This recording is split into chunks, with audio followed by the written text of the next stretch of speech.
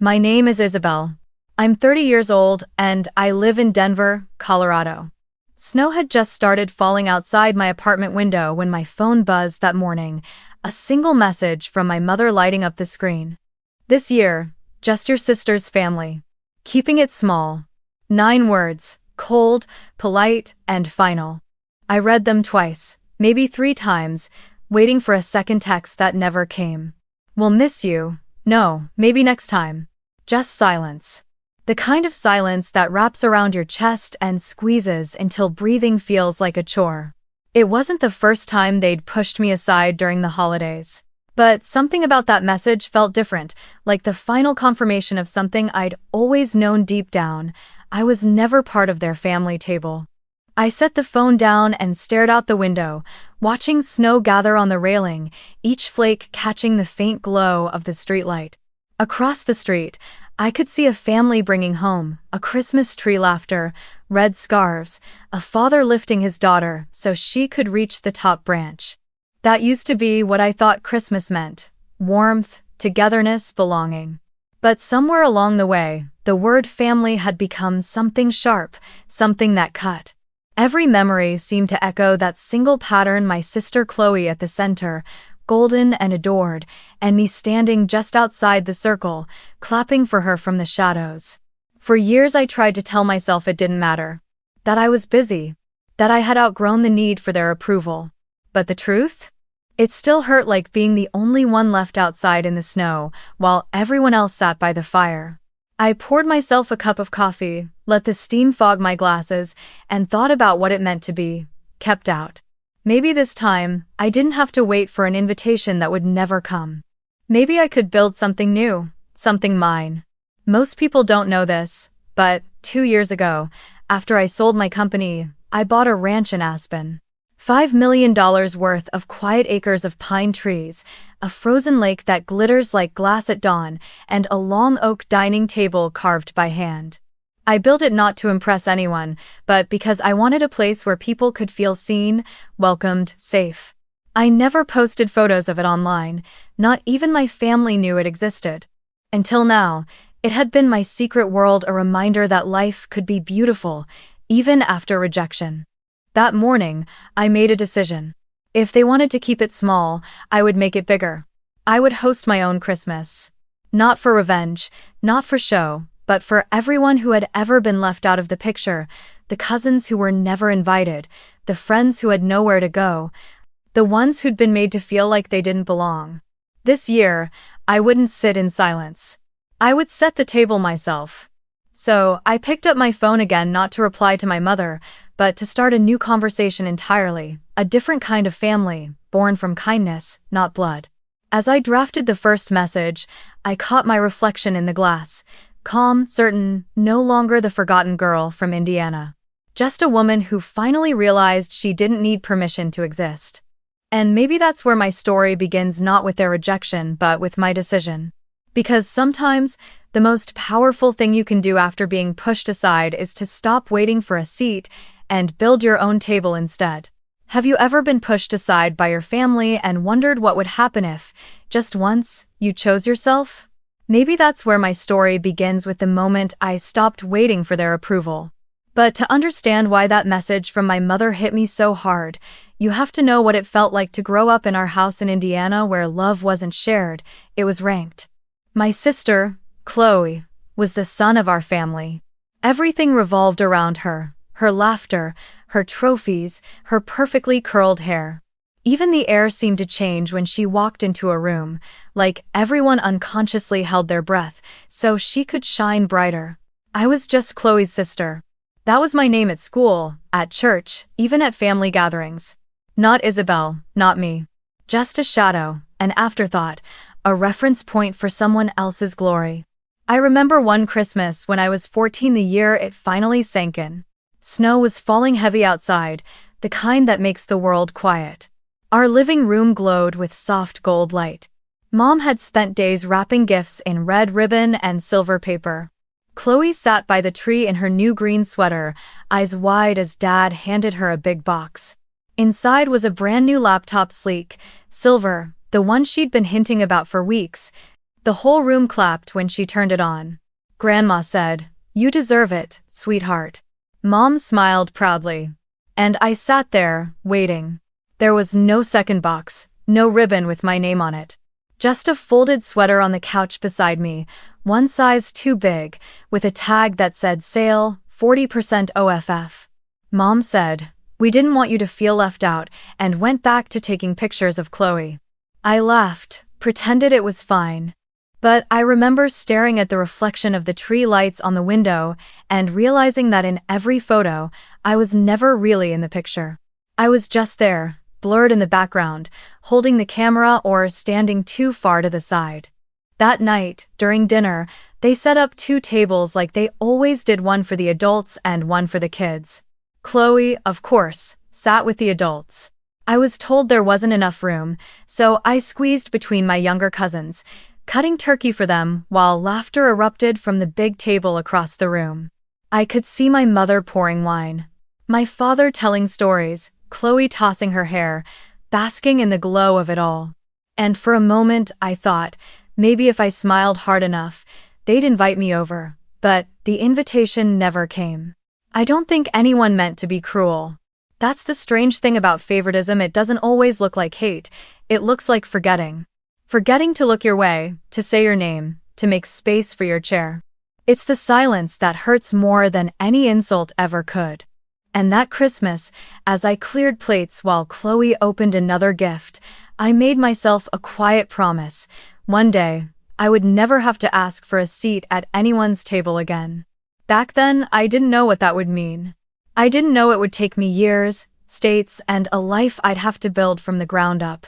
But I knew one thing as clear as the frost on that window. I was done being the forgotten sister. The girl whose light no one saw. And maybe, without realizing it, that's when I began building, not with bricks or money, but with determination. Every cold Christmas since then, every polite smile, every "we're so proud of Chloe" only added another layer to the foundation of the woman I'd become. The one who no longer waited by the door for anyone to call her name.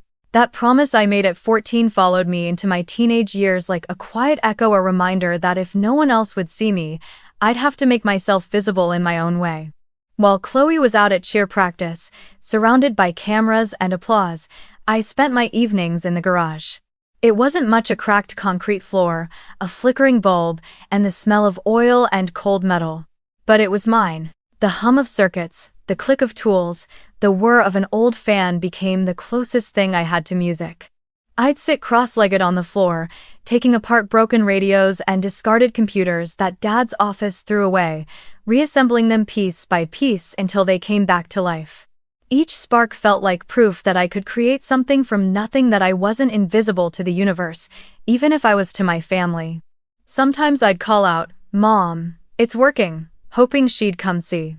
But usually, I'd just hear her voice drifting from the kitchen, saying, "That's nice, honey," before turning back to help Chloe rehearse for another dance routine. It was always "that's nice." The kind of phrase that sounds kind but lands hollow.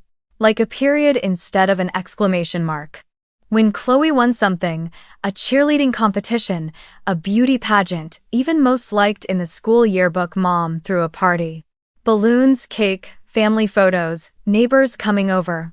But when I won the state science fair, Dad forgot to show up, and Mom texted me from the car, "So proud, sweetie, don't forget to thank your teachers." That was it. No dinner, no hug, not even a photo to remember it by. That night, I sat alone in the garage, my blue ribbon lying next to a half-built motherboard. Outside, laughter floated in from the living room where Chloe was showing her new cheer routine to our parents.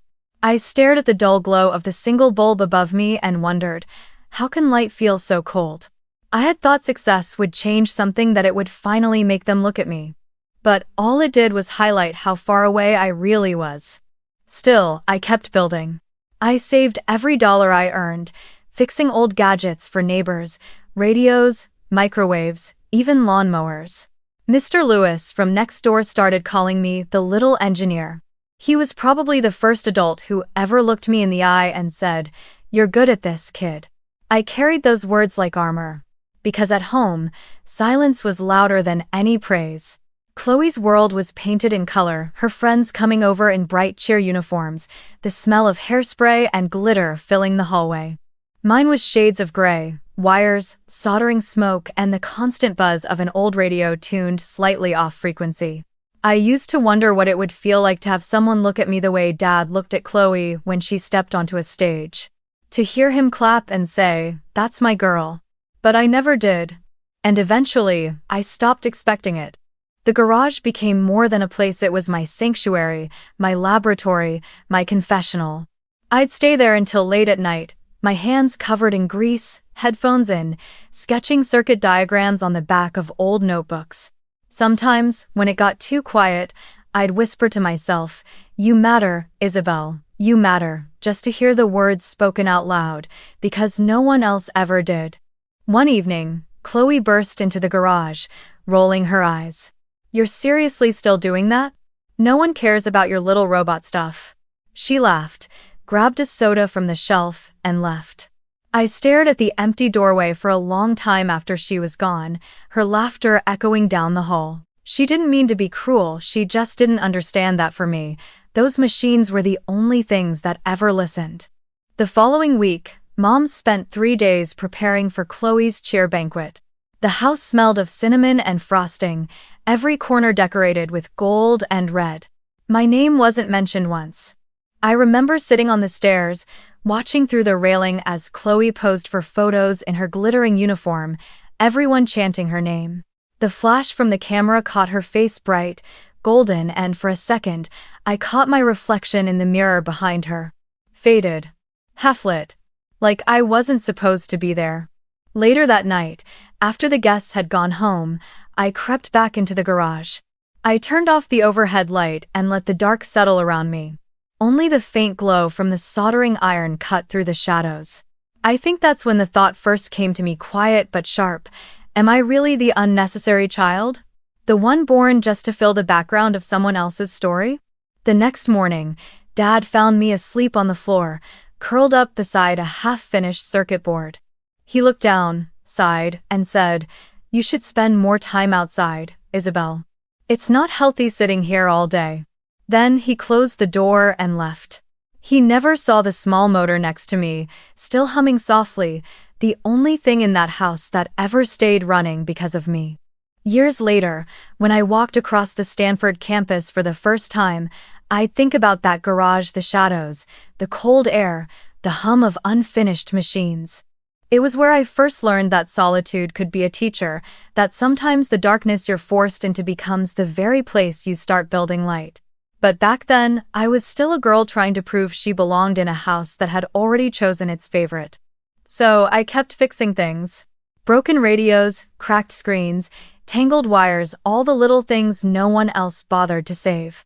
Maybe I thought if I could fix enough of them, I could fix the silence too.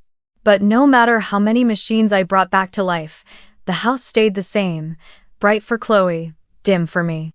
Still, somewhere between the static of the radios and the hum of the old computers, a seed was planted, the idea that creation could be my language, my way out. I didn't know it yet, but those nights in the garage would become the blueprint of the life I was destined to build. The kind of life where no one could ever again look at me and say, "You're unnecessary." When the acceptance letter from Stanford arrived, it didn't feel real at first. The envelope was thick, crisp, with my name printed neatly in black ink, Isabel Carter.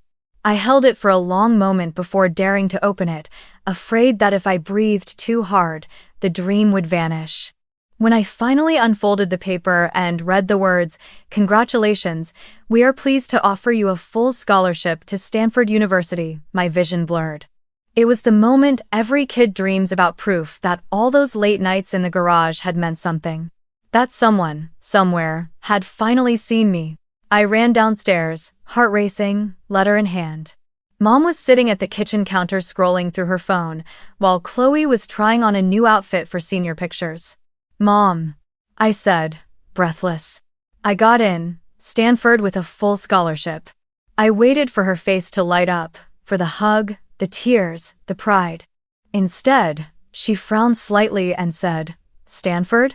That's all the way in California, isn't it? That's so far from home." Are you sure that's practical? Dad looked up from the newspaper, adjusted his glasses, and added, "It's a long flight, honey. Maybe you should consider something closer. Indiana University has a great program, and you could still visit on weekends." I stood there, holding the letter, feeling the air deflate around me. I had expected excitement, celebration, maybe, even the kind of proud chaos Chloe always got when she achieved something. But there was nothing. Just the sound of Chloe snapping another selfie in the background, her reflection glowing in the mirror while I stood invisible beside her. "I worked really hard for this," I said quietly. "It's one of the best schools in the country." Mom smiled politely. "Of course, sweetie, we're happy for you. Just don't rush into anything. It's a big world out there." That night, I lay awake staring at the ceiling, the letter on the nightstand glowing faintly under the lamp. It's a big world out there. The words weren't meant to be cruel, but they carried a weight as if the world was too big for me, as if they couldn't imagine me belonging in it. 2 months later, I was packing. One suitcase, one backpack, one laptop, that was all I had. Chloe was moving into her sorority house at Purdue, and Mom was helping her shop for decor. I folded my clothes in silence. The garage, once my refuge, stood empty now. My soldering tools were packed away, the shelves bare.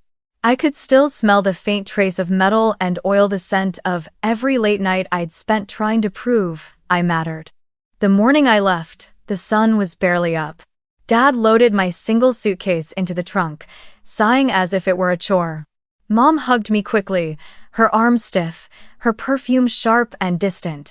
"Call us when you get there," she said. "And text Chloe if you need advice. She's good with people." That last line stung more than she realized. As we drove away from the house, I looked out the window at the frost-covered fields of Indiana.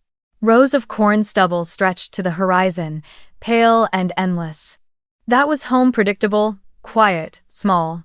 I pressed my forehead against the glass and tried to picture California, palm trees, sunlight, the ocean. A place where no one knew who Chloe was, where I wouldn't just be someone's sister. When the plane lifted off, I felt a strange weight drop from my chest. Beneath the hum of the engines, I realized I wasn't just leaving a place, I was leaving a version of myself behind. The one who kept waiting for approval that would never come. Landing in California felt like stepping into a different universe. The air was warm, filled with salt and promise. The Stanford campus looked like something out of a dream: sandstone buildings, courtyards lined with palm trees, students riding bikes with notebooks tucked under their arms. For the first time, I didn't feel like I was intruding. I was supposed to be there. Still, the first few weeks were harder than I expected. I didn't know anyone. My roommate came from a family of doctors who sent her care packages every week. Mine sent a text that said, "Don't forget to study."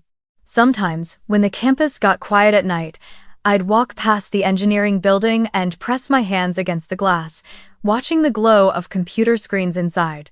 I missed the hum of my garage, the comfort of building things alone. But I also knew I'd never go back. One evening, after a long lab session, I sat under a tree near the main quad, the same letter from Stanford folded in my jacket pocket. I unfolded it again, tracing my name with my thumb. Isabel Carter. It still looked unfamiliar, like the name of someone I hadn't fully become yet. For the first time, I didn't feel like Chloe's sister. I felt like someone who had earned her own place in the world, even if no one back home would ever understand it. That night, I wrote in my journal, "Home is not where you're born, it's where you are seen." And, though I didn't know it then, that single line would guide me for years through every setback, every silence, every victory. When winter break came around, my classmates talked excitedly about flying home for Christmas. I told them I'd be staying on campus. "Don't you miss your family?" one girl asked. I smiled and said, "I miss the idea of them." As I watched the campus empty and the lights flicker on in the empty dorm halls, I felt that old ache return, the one that started years ago by a Christmas tree in Indiana. But this time, it didn't hollow me out. It fueled me. Because I realized something crucial: I had crossed a line I could never uncross. The girl who once waited for permission had stepped into the world on her own. And though I still carried the hurt of being unseen, I also carried the first spark of something stronger than knowledge that I could build a life no one could take from me. The house I left behind was small, predictable, and full of closed doors. Stanford was the opposite: wide, golden, open. And somewhere between those two places, between the frozen silence of Indiana and the warm light of California, I began to understand what freedom really felt like. It wasn't loud or grand. It was quiet, like exhaling after years of holding your breath. California taught me what freedom was, but it also taught me what survival meant. After graduation, the dream of Stanford turned quickly into the reality of rent, bills, and endless uncertainty. I stayed in Palo Alto for a while, working odd jobs just to keep the lights on: coffee shops, tech support shifts, even tutoring high school kids in math on weekends. The apartment I rented wasn't really an apartment. It was more like a closet with a window. The bed was an air mattress, the kitchen a hot plate, and a sink that hissed every time I turned the handle. Most nights, I ate instant noodles and worked under the pale glow of a secondhand desk lamp. There were weeks I couldn't afford groceries, so I volunteered at a local lab to have access to free cafeteria meals. The security guard there used to joke that I lived at the lab, and in some ways, he wasn't wrong. I'd stay until 2, sometimes 3 in the morning, soldering wires, sketching diagrams, writing code on borrowed computers. I didn't know exactly what I was building, but I knew I wanted to make something that mattered, something that could outlive the silence I grew up in. At first, I tried applying for jobs at tech companies, sending out hundreds of resumes. No one called back. My degree looked impressive, but I didn't have connections, mentors, or a last name that opened doors. One night, after another rejection email, I walked down to the small diner near my apartment and ordered the cheapest coffee they had. The waitress, an older woman named Marlene, refilled my cup without asking and said, "You look like someone who's gonna start her own thing one day. People who've been overlooked usually do." I smiled, but I didn't believe her then. It wasn't until months later that her words came back to me. I had been helping a classmate's uncle repair tracking software for hospital supply chains during flu season. It was clunky, inefficient, and outdated. Every minute delayed meant real consequences for patients. That night, I stayed up sketching an idea: a streamlined logistics platform using predictive algorithms to prevent shortages. I didn't have money, but I had time, and I had the stubborn kind of hope that only comes from having nothing left to lose. I named it MedLink, short for Medical Logistics Network. I built the prototype in a co-working space that smelled like burnt coffee and failed startups. My office was a folding chair near the vending machine. I maxed out 2 credit cards to buy cloud servers and borrowed a friend's laptop when mine overheated. For 2 years, I pitched to investors who smiled politely and said, "You're impressive, but maybe get a co-founder with more experience." Translation: someone with more money, someone who doesn't look like you. Still, I kept building. I survived on caffeine and grit. There were nights I cried over the code, thinking about that garage back in Indiana, how the hum of those broken machines had once kept me company. Now, it was the hum of the servers that filled the silence. Every setback became another brick in the wall I was building between who I was and who I was becoming. Then came the pandemic. Overnight, the world froze, but hospitals didn't.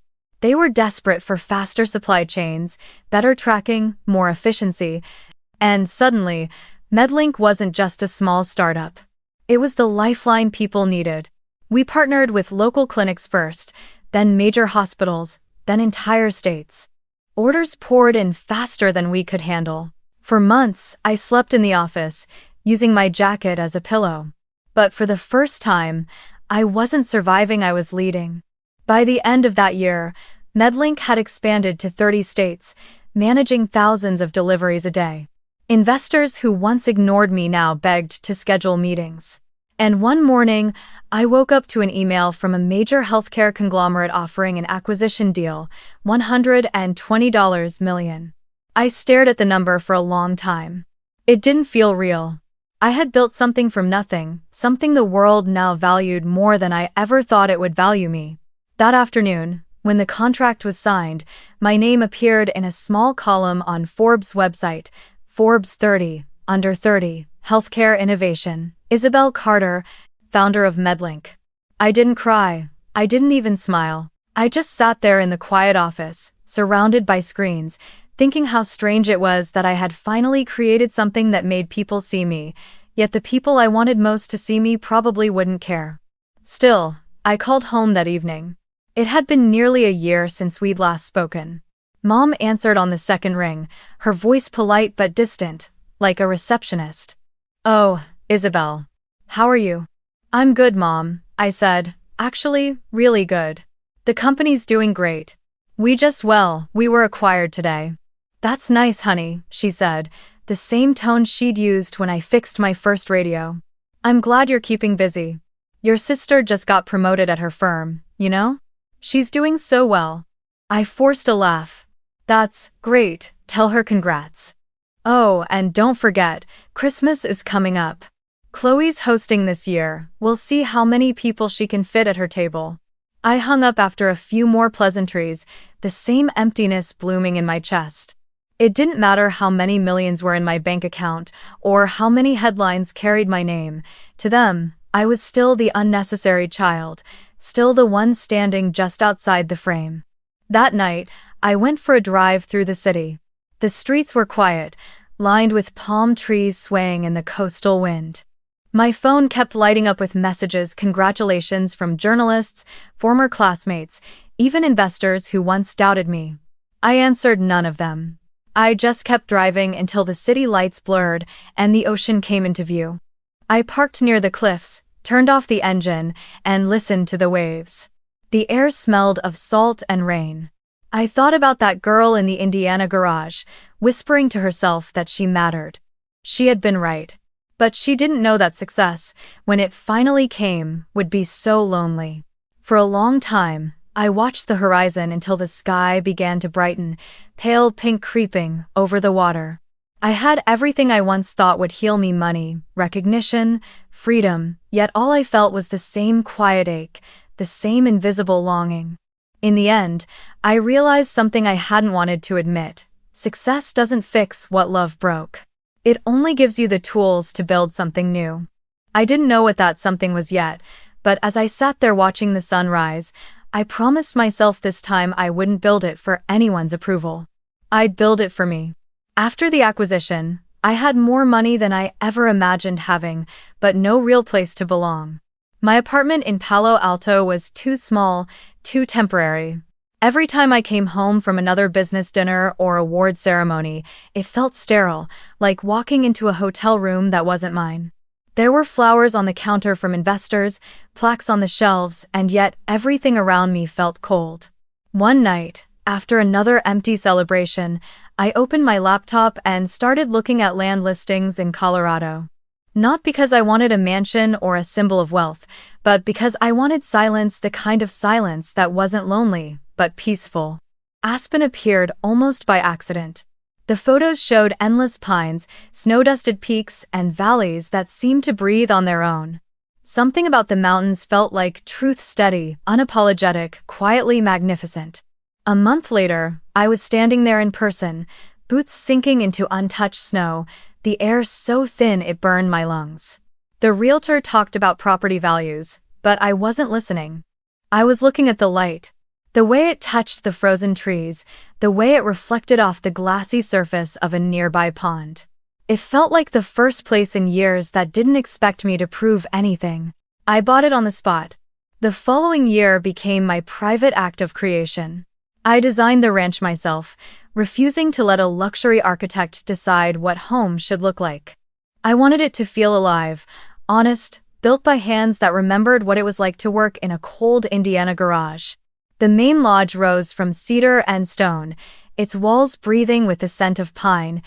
Wide windows framed the mountain range like paintings, catching the golden light at sunrise and the silver shimmer of moonlight at night. The floors were oak, warm, textured, the kind that creaked softly under bare feet.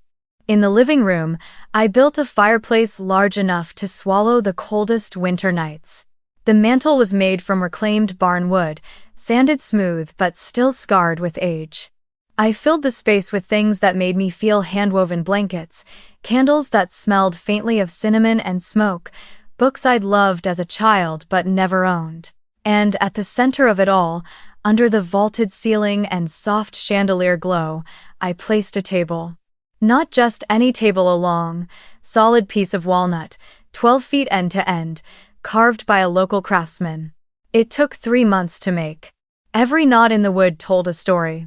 When I ran my fingers across it for the first time, I thought of all the years I'd been told there wasn't enough room for me. This table was the answer. It had room for everyone. Outside, I built a wraparound porch where the snow would gather in soft drifts, and a stone path leading to a small greenhouse. There was a pond that froze in winter, perfect for ice skating, and in summer it shimmered like glass, reflecting the endless blue. I even installed a small speaker system under the rafters that played soft jazz in the evenings. Some nights, I'd stand by the window with a cup of tea, watching the snow fall, the fire crackling behind me, the faint scent of pine and amber filling the air. For the first time, I didn't feel like I was waiting for anything. I didn't post photos of it. I didn't tell my family. Not even Chloe. On social media, I let people think I still lived in California. The ranch wasn't for display, it was my secret cathedral. Every board, every candle, every window was a prayer to the girl who once sat at the kids' table, waiting for someone to look her way. This was her sanctuary. When spring came, the mountains bloomed. The snow melted into streams that trickled past the edge of the property. Wildflowers covered the meadows, bursts of violet and gold swaying in the breeze. I'd wake up early just to hear the sound of the birds echoing through the valley. Some days, I'd sit by the pond with my laptop, working remotely, my dog curled beside me, the smell of fresh grass mixing with coffee. Every part of it felt earned, not bought built. One evening, as the sun began to set, the entire sky turned to rose gold. The light poured through the windows, scattering across the long table. I set a single plate there, my dinner, simple and quiet, and realized how different the silence felt now. It wasn't empty anymore, it was full. Full of effort, of memory, of everything I had endured to reach this point. I thought about my family, about all the Christmases spent watching Chloe unwrap gifts while I cleared the plates. For years, I believed that if I could just succeed enough, maybe they'd let me sit beside them. But as the firelight flickered against the walls, I finally understood something. I didn't need to sit at their table. I had built my own. The world outside was covered in white. I walked out onto the porch, wrapped in a wool blanket, and looked up at the sky. The stars were sharp and endless, brighter than they had any right to be. The cold bit at my cheeks, but I didn't care. For the first time in my life, I wasn't the forgotten child, the sister, the outsider. The ranch glowed behind me, warm and alive, the table at its heart shining softly in the firelight. I smiled to myself, feeling the mountain air fill my lungs, and whispered into the night. I was no longer the outsider. The first snow of December came early that year, blanketing the ranch in a quiet silver stillness. I'd just finished hanging a string of lights along the porch when my phone buzzed. It was a group chat notification, our family one. The name hadn't changed in years, Carter Family Christmas. I hesitated before opening it, already knowing what I'd find. Sure enough, my mother's message sat at the top. This year, just Chloe's family, keeping it small. I stared at those same 8 words, the ones that had once sliced through me like glass. I'd built an entire life, an entire world, trying to move beyond them. But seeing them again so casual, so thoughtless brought back every old echo. For a long moment, I said nothing. I just watched the snow fall outside my window, each flake catching light from the cabin lanterns. Then I did something I hadn't done in years. I called Rachel. Rachel was my cousin, 2 years older than me. We'd been close as kids, sneaking cookies at Grandma's, whispering jokes under the Christmas table, but life had pulled us apart. Her last text to me had been almost 5 years ago, a simple, "Hope you're doing okay." When she answered, her voice cracked a little from surprise. "Isabel? Oh my God, I didn't think you still had my number." I smiled faintly. Guess I still do. How have you been? We exchanged small talk at first: jobs, cities, the polite things people say when they're not sure where to begin. But then she sighed, and her tone softened. So, I'm guessing you got the Christmas text too? My chest tightened. You mean? Yeah, she said bitterly.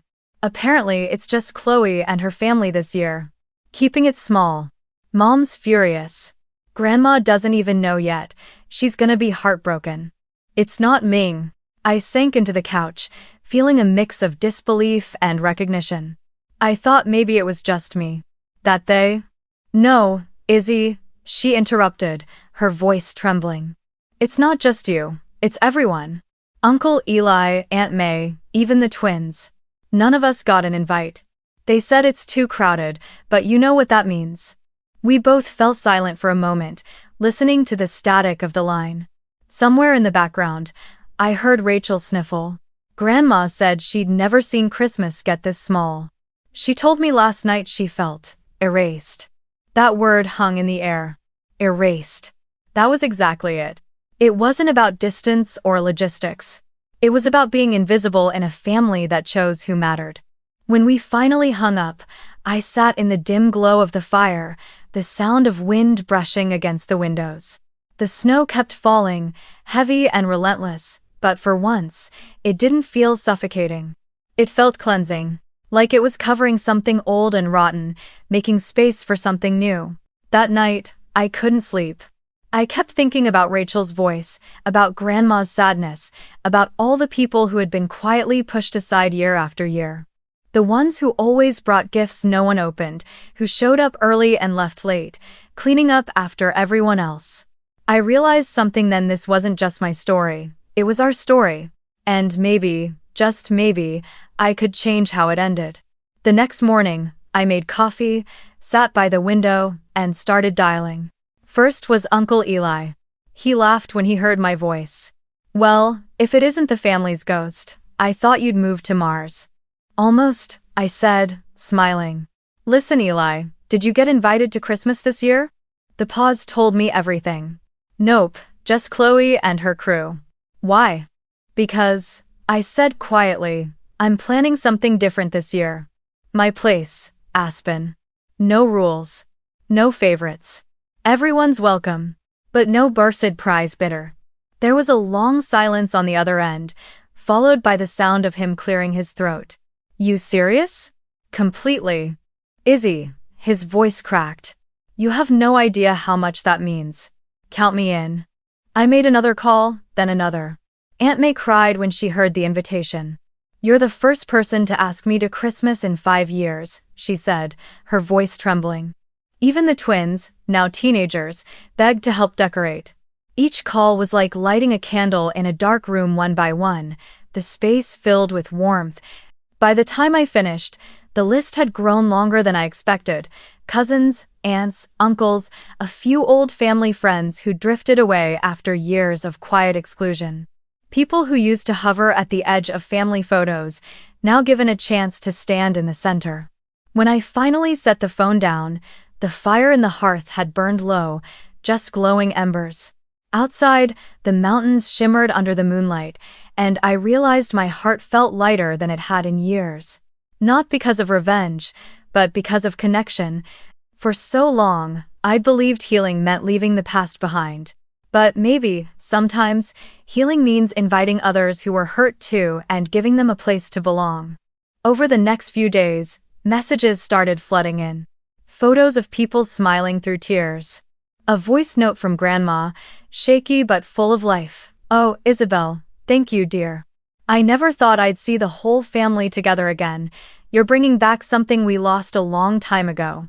As I listened to her voice, I looked at the long wooden table in my lodge, still empty but waiting. I imagined it filled with laughter, light, and all the people who had once been made to feel small. The table I built for myself was about to become something much bigger: our table. That night, as the snow fell heavier and the ranch glowed like a lantern against the dark, I whispered to myself, let's build a Christmas they'll never forget. And with that, the quiet rebellion began. Not loud, not cruel, just a gathering of hearts long ignored. A revolution made of kindness, built one phone call at a time. The following morning, I woke up before dawn. The air inside the ranch was still and cold, the kind of silence that carries possibility. Outside, the mountains shimmered under a pale pink horizon. I stood there for a moment, coffee in hand, letting the stillness sink in before I reached for my notebook and began to plan. If I was going to bring everyone together, it couldn't just be another dinner. It had to mean something, a celebration for every person who had ever been left out, dismissed, or forgotten. This Christmas would be proof that being excluded once didn't mean you had to stay outside forever. I called Margaret first, a retired chef who had once run a small inn in Aspen before closing it to care for her husband. I met her by chance at the local market earlier that year, and we had instantly connected. She had this gentle laugh and hands that always smelled faintly of cinnamon and butter. When I told her what I was planning, she paused for a long moment, then said, "You're not hosting a dinner, Isabel. You're hosting redemption." That line stayed with me. Together, we designed the menu: roast duck glazed with cranberry orange, rosemary lamb, and 3 different kinds of pie. Margaret insisted on baking everything from scratch, because people taste sincerity. I smiled at that. I wanted sincerity everywhere, in the food, in the air, in every inch of the ranch. Over the next week, the quiet cabin turned into something alive. Boxes of decorations arrived from the small craft stores in town: garlands of dried oranges and pine cones, old-fashioned glass ornaments, strings of warm fairy lights. I spent evenings hanging them one by one, the scent of pine mixing with the faint sweetness of vanilla candles. The fireplace burned constantly, filling the lodge with a soft golden glow. When snow fell outside, it looked like the world itself was wrapped in stillness and light. I wanted every guest to feel seen. So, I started creating personalized gifts, small, simple things that carried meaning. For Rachel, I found an old Polaroid photo of us as kids, sitting under Grandma's Christmas tree, and framed it with a note that said, "Some memories deserve to come home." For Uncle Eli, who loved carpentry but never had tools of his own, I bought a set engraved with his initials. For Grandma, I commissioned a local artist to paint her childhood farmhouse from an old black and white picture. Every present was like a piece of my past, fragments I was finally reassembling into something whole. At night, I'd sit by the window wrapping each gift, the paper rustling softly, the snow whispering against the glass. I wasn't trying to impress anyone. I wasn't doing it for forgiveness. I was doing it because this was how I wanted to remember myself, not as the girl who was forgotten, but as the woman who learned how to give without asking for permission. Margaret arrived 3 days before Christmas, bundled in a red scarf and carrying a box of cookies still warm from the oven. She took one look around and smiled. "You built this all yourself?" I nodded. She let out a low whistle.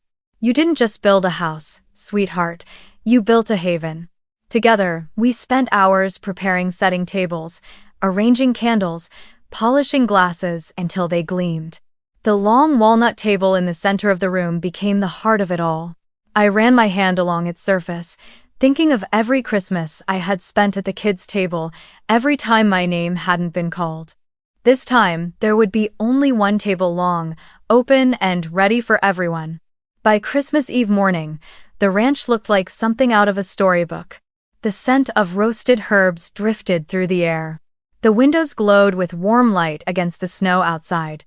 Margaret hummed softly in the kitchen as she basted the lamb. I lit candles along the staircase and placed holly branches on every windowsill.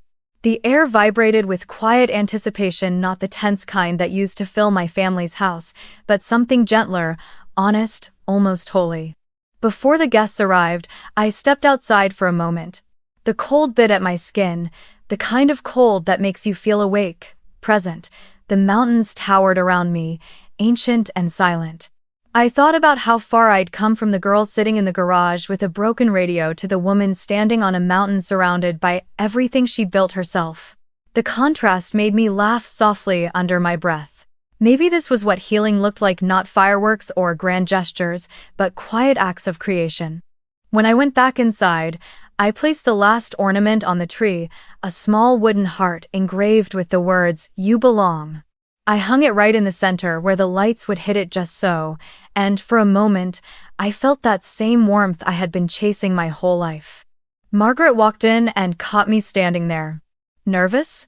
she asked. I shook my head slowly. "Not nervous. Ready." "I do." She smiled, wiping her hands on her apron. "Then let's make some magic, Isabel." Sighed its sitter. That night, as the fire crackled and the first guests began to arrive, their cars crunching softly over the snow-covered driveway, I looked around the glowing room and felt something inside me settle. Every flicker of light, every wrapped gift, every note of the soft music playing in the background was a piece of who I used to be, finally finding its place. I realized I wasn't hosting this Christmas to prove anything to the family that had once left me out. I was doing it to prove something to the girl I used to be, the one who sat in the garage, who whispered to herself, "You matter." And as the door opened and Rachel stepped inside, her face lighting up at the sight of the warmth and the smell of home, I felt it clearly. This wasn't revenge. This was redemption. Every candle, every plate, every smile was a stitch in the fabric of healing. This time, I wasn't giving to be accepted. I was giving because I finally knew how. The snow began falling heavier by evening, blanketing the ranch in silver light. Inside, every candle flickered to life, the fire roared in the hearth, and the scent of roasted rosemary and cinnamon filled the air. Margaret moved gracefully through the kitchen, humming softly while basting the lamb, her laughter mingling with the faint tune of "Have Yourself a Merry Little Christmas" drifting from the record player. I stood by the front window for a moment, watching the headlights appear one by one down the long, winding driveway, tiny halos of light cutting through the snow. My chest tightened, not from nerves, but from something deeper, the strange ache that comes when you realize the moment you've been waiting for your whole life is finally here. The first to arrive was Rachel. She burst through the door, shaking snow from her coat, eyes wide as she looked around the warm glow of the lodge. "Isabel," she whispered, her voice breaking. This is unbelievable." I pulled her into a hug, and she held me tighter than she ever had before. One by one, the others followed Uncle Eli with a small wooden carving he'd made for the table's centerpiece, Aunt May carrying pies still warm under foil, the twins laughing as they dragged their sleds onto the porch. Even Grandma, wrapped in her old fur coat, stepped inside slowly, her breath catching as she looked around. "Oh, my heart," she murmured, tears glimmering in her eyes. "For the first time, it feels like Christmas again." The room filled quickly with the sound of voices, people greeting one another after years of silence, laughter spilling into the air, glasses clinking, the rustle of coats and boots and snowflakes melting into the rugs. The long walnut table that had once stood empty now glowed with light, evergreen garlands weaving down the center, candles reflecting in the polished surface, plates set for everyone, and I meant everyone. There was no children's table tucked into a corner, no separation, no hierarchy, just one long, endless stretch of belonging. As the fire crackled, Grandma raised her glass. Her voice, though old, carried strength. "For the first time," she said softly, looking around at the faces lit by candlelight, "we feel like we belong." The room fell silent. For a heartbeat, no one breathed. Then the applause came, gentle at first, then swelling, laughter mixing with tears. I felt the warmth rise in my chest, a quiet, steady bloom that melted years of cold away. Margaret brought out the roast duck, the golden skin glistening under the lights, and the room erupted into conversation again. People passed dishes, poured wine, shared stories of old Christmases gone wrong and right. Someone played with the record player until the soft notes of Silent Night filled the air. Without prompting, voices began to join in, one by one at first, then all together. Rachel's voice was thin but trembling with emotion. Grandma sang in harmony, her hands clasped in mine. Silent night, holy night. The song carried through the house like a prayer. For a moment, everything, the years of neglect, the bitterness, the loneliness, seemed to dissolve into the air. All that remained was warmth, the kind that seeps into your bones and stays there. I looked around the table and realized something almost impossible. Every single person was smiling. Not the polite smiles of forced gatherings, but the kind born from peace. Halfway through the song, I noticed Grandma reaching for my hand again. "You did this, Isabel," she whispered. "You brought us back." I wanted to answer, but my throat closed up. All I could do was nod, tears slipping down my cheeks. For the first time in my life, I didn't feel like a guest at someone else's table. I felt seen. Completely, finally seen. After dinner, Rachel stood to take a picture, all of us together, side by side, with the fire behind and the snow swirling outside the window. She sent it to the old family group chat, the one Mom had used to send that message weeks earlier. Within minutes, the typing dots appeared, Mom typing, Dad typing, Chloe typing. Then, one by one, the reactions popped up. A heart emoji. Then another. And another. The group chat, dead for years, began to flicker back to life. But it didn't stop there. Someone shared the photo to Facebook, tagging everyone. Within hours, comments began pouring in. "What a beautiful Christmas. This looks like joy. You can feel the love in that photo. Was there Arisbari no made?"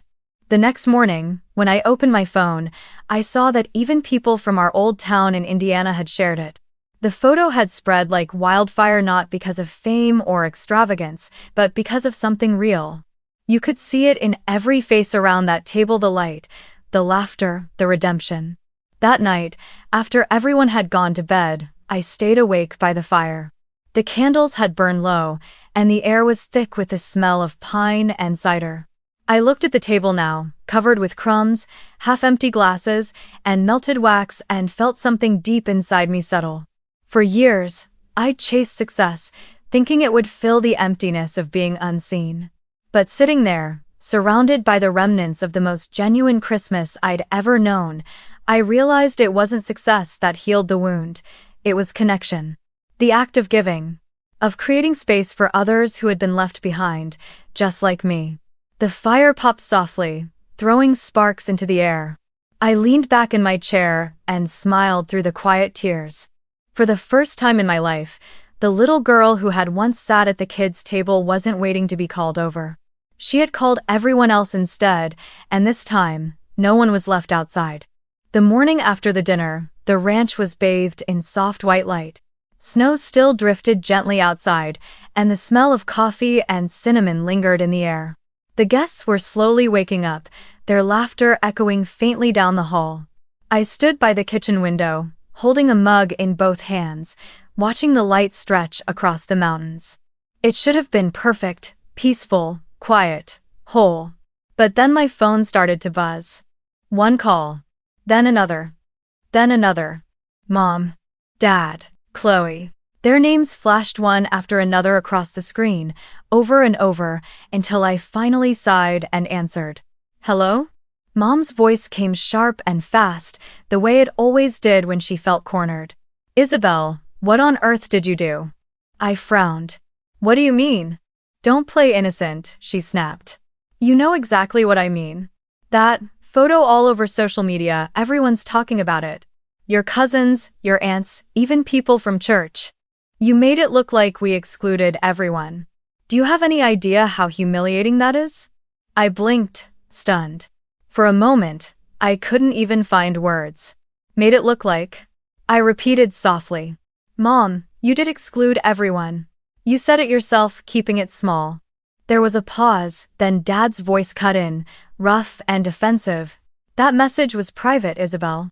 You didn't need to turn it into a spectacle. You've always had a flair for drama. Now you've embarrassed your mother and this family in front of the whole town." Something in me trembled, not with fear, but disbelief. "Embarrassed you?" I said quietly. "All I did was invite people who were hurt. I didn't post anything." "Rachel did." Mom interrupted. "And everyone knows it was at your ranch.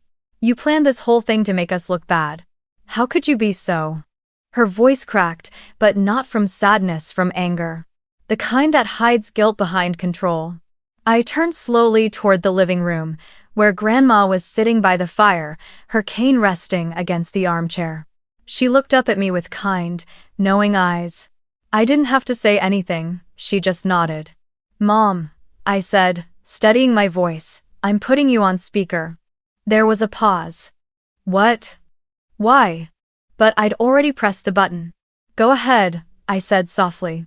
Grandma's here. The silence that followed was so deep I could hear the crackle of the fire. Then Grandma spoke, her voice quiet but cutting, every word carrying the weight of decades. Linda, she said, using my mother's name, for the first time I could remember.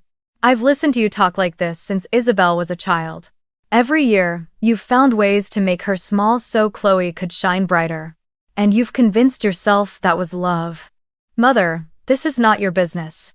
Oh, it's exactly my business, Grandma interrupted, her tone firm. Because I've watched this family rot from the inside out, pretending favoritism was tradition. Pretending cruelty was just how things are. Isabel didn't humiliate you, dear. She exposed the truth, a truth you built with your own hands. Mom gasped. That's not fair. Grandma leaned forward, her voice rising, trembling with conviction. Fair? If fairness existed, she wouldn't have had to build a new table. The words hit like thunder, even the fire seemed to hush. No one spoke for a long moment. I felt my throat tighten, my eyes sting. I turned away, pretending to stir the coffee just so I wouldn't have to wipe my tears in front of her. Dad cleared his throat. This is ridiculous, he muttered. We did our best for both girls. No, Grandma said sharply. You did your best for one. The other learned to survive on scraps, and she turned those scraps into gold while you weren't watching. The line went quiet again. I could hear Mom's shaky breathing. You're twisting everything, she whispered. We love Isabel. Grandma sighed, her voice softening but no less firm. You love her when it's convenient. But love isn't supposed to make one child invisible. And now that she's standing in her own light, you can't stand the reflection. For the first time, I heard something new in Mom's silence, not anger, not pride, but confusion.